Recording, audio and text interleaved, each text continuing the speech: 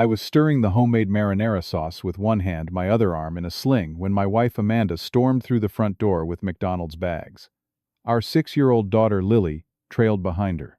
Amanda took one look at my carefully prepared anniversary dinner and sneered, "God, even your food looks as pathetic as you do." Then she turned to Lily and said, "Sweetie, promise Mommy you will never end up with a failure like Daddy. Some men are just born losers." I quietly packed away the special meal I had planned, watched them eat their burgers, and said nothing. Today my phone blew up with 13 missed calls from her. Before I tell you how this moment changed everything, let me know where you are watching from and subscribe if you have ever felt undervalued by someone who should have loved you the most. 8 years ago, I married Amanda, believing we were equals with shared dreams. We met in college, both education majors, with plans to become teachers. I stayed true to that path, becoming a high school history teacher at Lincoln High. Amanda, however, changed direction during our senior year, after an internship at a marketing firm caught her interest. She graduated, took an entry-level position at that same firm, and quickly climbed the corporate ladder. At first, our different career paths complemented each other. I would share stories about my students while she would tell me about advertising campaigns and corporate clients. We respected each other's choices and supported one another's ambitions. The problems began after Lily was born 6 years ago. With Amanda's 60-hour work weeks and frequent business trips, we jointly decided I would take on more domestic responsibilities. I arranged my teaching schedule to be home earlier, handled most of the childcare, and managed our household. It made sense logistically, but I noticed a subtle shift in how Amanda viewed my contribution. "Another teacher workday. Must be nice to have all that time off," she commented one summer, ignoring that I was watching Lily full-time while also preparing curriculum for the upcoming school year. Her salary soon doubled, then tripled mine. The financial disparity became a weapon in her arsenal. "I am the one paying for this house," became a common refrain during disagreements, although my name was equally on the mortgage. The disrespect grew gradually like water eroding stone. Amanda began criticizing my appearance, my cooking, my parenting decisions. What started as occasional snippy comments evolved into daily belittlement. "How hard is it to iron a shirt properly? Could you at least try to look successful? This chicken is dry again." I made excuses for her behavior, attributing it to work, stress, or fatigue. I tried talking to her about it several times, but she would dismiss my concerns or turn them around on me. "You are too sensitive. Maybe if you contributed more financially, you would not feel so insecure." 3 months ago, during a fire drill at school, I noticed a ceiling tile about to fall directly above one of my students. I pushed 14-year-old Tommy out of the way, but could not completely clear the path myself. The falling debris struck my left shoulder, tearing my rotator cuff and requiring surgery. My doctor ordered 8 weeks of medical leave followed by physical therapy 3 times a week. The injury put additional strain on our already fragile marriage. Amanda viewed my temporary disability as yet another failure. While I continued handling household responsibilities despite constant pain, she showed zero sympathy. "Other people work through injuries," she would say, watching me wince, while loading the dishwasher one-handed. "My colleague Jake broke his foot and never missed a day." I tried not to let Amanda's treatment affect my relationship with Lily. Our daughter was perceptive sometimes, asking why Mommy seemed angry with Daddy so often. I would redirect, saying things like, "Mommy works very hard, and sometimes grown-ups get tired." I never wanted Lily to feel caught between us, or to think negatively of either parent. Despite everything, I still loved Amanda, or at least the woman I had married years ago. Our 8th wedding anniversary was approaching, and I decided to make a special effort. I remembered our honeymoon in Italy, how we had enjoyed the local cuisine in a small Tuscan restaurant. Amanda had called it the best meal of her life. I researched authentic Italian recipes, watching cooking videos late at night. I budgeted carefully from my reduced income to purchase special ingredients: imported Parmigiano Reggiano, prosciutto di Parma, arborio rice for the perfect risotto, and a bottle of Brunello di Montalcino, similar to what we had enjoyed on our Persetto honeymoon. I practiced the risotto recipe twice when Amanda was working late, wanting to get the consistency just right. I planned an appetizer of bruschetta, followed by risotto with wild mushrooms, then saltimbocca alla romana for the main course, and panna cotta for dessert. Each dish held a memory from our trip, a reminder of happier times. The meal would be challenging to prepare with one functioning arm, but I was determined to create something special, hoping it might remind Amanda of our connection and spark a return to mutual respect. On our anniversary morning, Amanda left for work without mentioning the significance of the day. I took Lily to school, attended my physical therapy appointment, where the therapist commented on my improved range of motion, then stopped by the grocery store for last-minute fresh ingredients. At home, I enlisted Lily as my helper after picking her up from school. "We are making a special dinner for Mommy and Daddy's anniversary," I explained, setting her up with a child-safe knife to cut soft vegetables. "What is an anniversary?" she asked carefully, slicing a mushroom. "It is a day when we celebrate loving someone for another whole year," I explained. Lily looked thoughtful. "Do you and Mommy still love each other? You do not hug like my friend Emma's parents." Her innocent observation struck deep. "Grown-up love can be complicated sometimes," I answered carefully. "But we both love you very much, and that is the most important thing." We worked together all afternoon. I showed Lily how to stir the risotto, adding broth gradually, while managing most of the cooking one-handed. My shoulder throbbed, but seeing my daughter's delight in our cooking project made the pain worthwhile. By 6:30, the table was set, with our best dishes. Candles were lit, and the food was nearly ready. Amanda had texted that she would be home by 6, but that time had come and gone. I kept the food warm, telling Lily that Mommy must be stuck in traffic. At 7:15, I heard keys in the door. Amanda entered with McDonald's bags in hand, Lily running to greet her. "Daddy and I made a special dinner," Lily announced excitedly. Amanda looked at the set table, then at the food I was keeping warm on the stove. Her expression shifted from surprise to something harder. "I already picked up dinner," she said flatly, lifting the fast food bags. "Lily has been asking for a Happy Meal all week." "But it is your anniversary," Lily protested. "We made the special food from your honeymoon." Amanda's eyes narrowed as she surveyed the kitchen. She walked over to the stove and lifted a pot lid, her nose wrinkling. "God, even your food looks as pathetic as you do," she said loud enough for both Lily and me to hear. I stood, frozen wooden spoon in my hand, as Amanda turned to our daughter with an expression of exaggerated concern. "Sweetie, promise Mommy you will never end up with a failure like Daddy," she said, stroking Lily's hair. "Some men are just born losers." Lily's eyes widened, darting between us in confusion. I could see her trying to process this contradiction to what we had discussed earlier about love and celebration. "Amanda," I said quietly, "could we talk in private for a moment?" "There is nothing to discuss," she replied dismissively. "Lily and I are hungry. We are eating what I brought home." I looked at my daughter's uncertain face and made a decision to avoid conflict in front of her. Silently, I began packing away the food we had prepared, placing containers in the refrigerator, while Amanda and Lily sat at the table with their burgers and fries. "Daddy, are you not eating?" Lily asked. "I am not very hungry right now," I replied, forcing a smile. "You enjoy your Happy Meal." Amanda scrolled through her phone as they ate, barely engaging with either of us. After dinner, she announced she had emails to send, and disappeared into her home office. I helped Lily with her bath and bedtime routine, reading her favorite story despite the heaviness in my chest. After tucking Lily in, I retreated to the guest bedroom where I had been sleeping since my surgery. Amanda claimed my tossing and turning due to shoulder pain disturbed her rest, so I had relocated without argument. That night I lay awake, staring at the ceiling, replaying the events of the evening and the past months. It was not just about me anymore. What message was Lily receiving from witnessing her mother's treatment of her father? What kind of relationships would she think were normal or acceptable? The thought of my daughter growing up believing this behavior was okay made my stomach turn. By morning I had not slept, but I had reached clarity. This could not continue.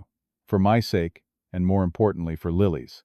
I waited until Amanda left for work, and Lily boarded her school bus before making my first call. "Michael, I need a favor," I said to my brother. "Lily and I need a place to stay for a while." My brother, always supportive, asked no questions beyond ensuring we were physically safe. "The guest room and office are yours for as long as you need them," he assured me. My next call was to a family law attorney recommended by a colleague who had gone through a difficult divorce. The lawyer, Patricia Morrison, was able to see me that morning. I arrived at her office with a notebook, documenting the pattern of emotional abuse, including dates and specific incidents.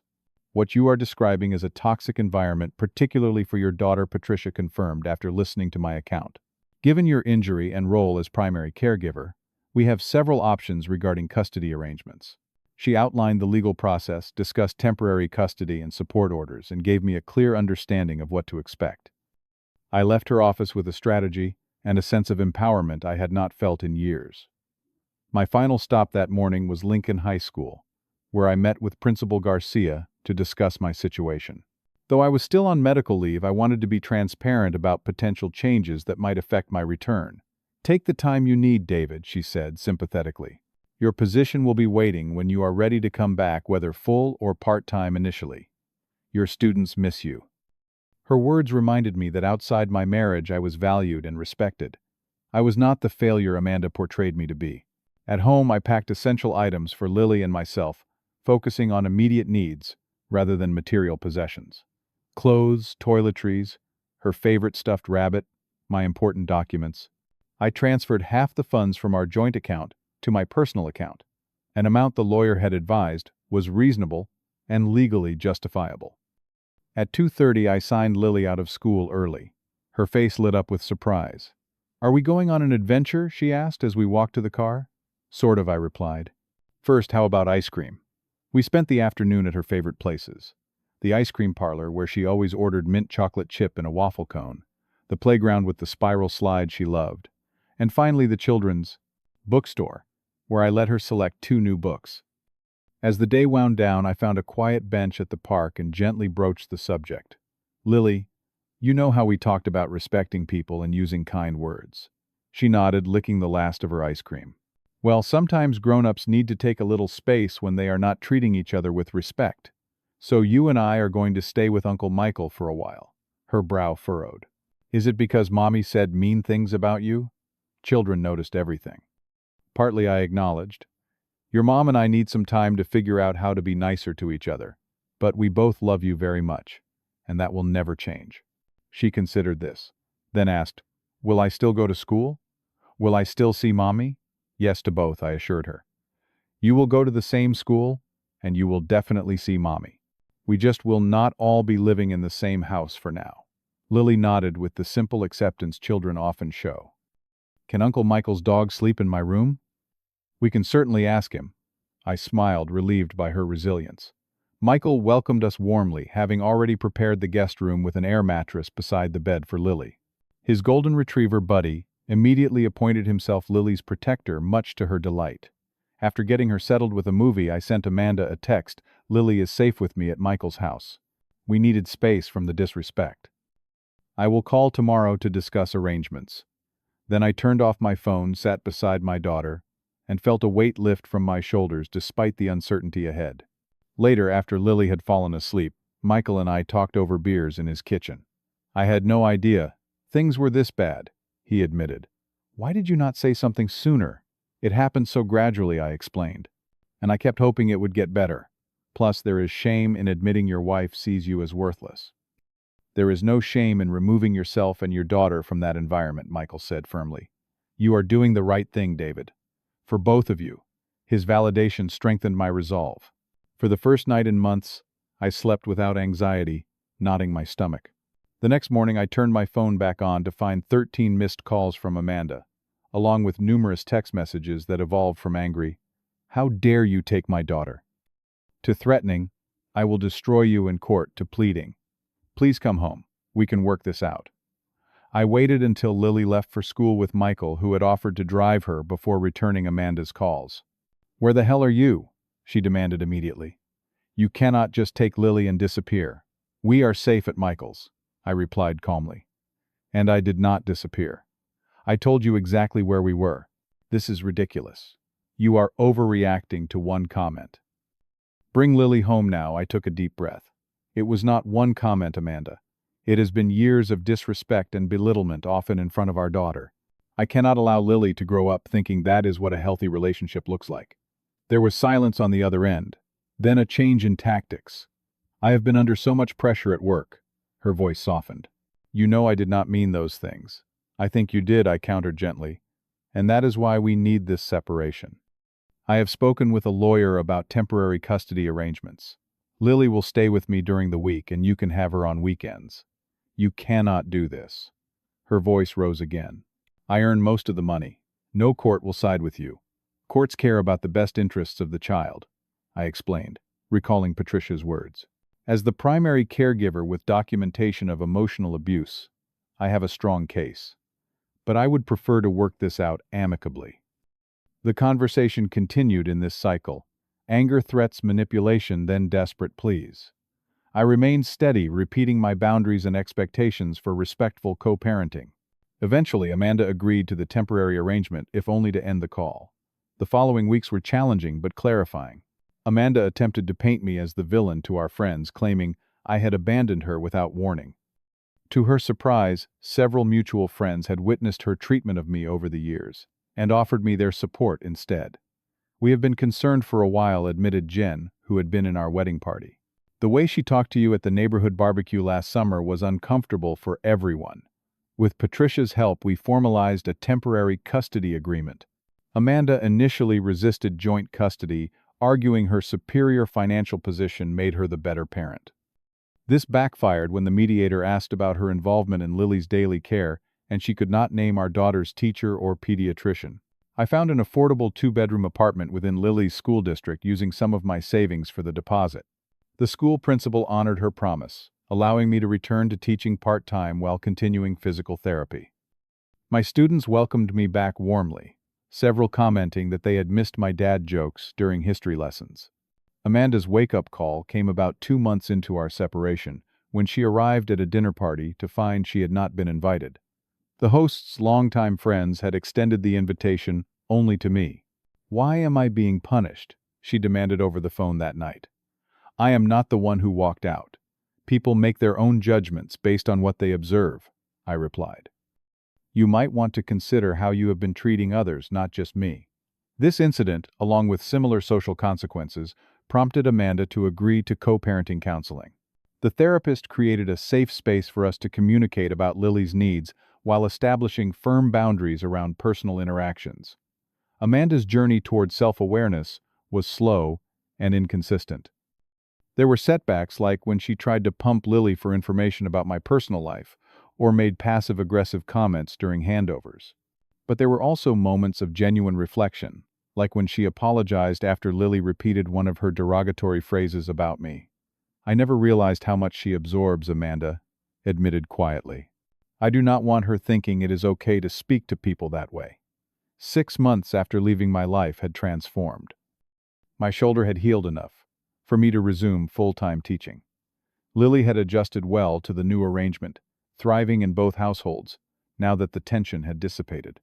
And I had begun dating Rachel, a kind-hearted nurse I met at physical therapy, who treated me with the respect I had forgotten I deserved. The most profound change, however, was within myself. I had reclaimed my sense of worth independent of Amanda's assessment. I recognized that her treatment reflected her issues, not my value. Most importantly, I had shown Lily that respect is essential in relationships, and that sometimes love means having the courage to walk away when that respect is absent. Today I cooked dinner in my apartment with Lily, helping much like that anniversary evening a lifetime ago. But now we laugh freely without walking on eggshells, without bracing for criticism. Daddy, Rachel said you make the best spaghetti, Lily comments, carefully tearing lettuce for the salad. Did she now? I smile, adjusting the heat under the sauce. She says you are really good at lots of things, Lily continues, innocently. Not like Mommy used to say. I kneel down to her level. People sometimes say hurtful things when they are unhappy with themselves. Mommy has been working on being kinder, right? Lily nods. She does not say mean things anymore. She told me she was sorry. That is good, I acknowledge. Everyone makes mistakes. The important thing is learning from them. Sometimes you have to be willing to walk away to teach others how to value you, and to show your children what respect truly means. It is not about winning or punishing, but about establishing healthy boundaries that benefit everyone, even those who initially resist them. Have you ever had to choose self-respect over a toxic relationship? Share your experience in the comments below. If this story resonated with you, please hit the like button so others facing similar situations can find it.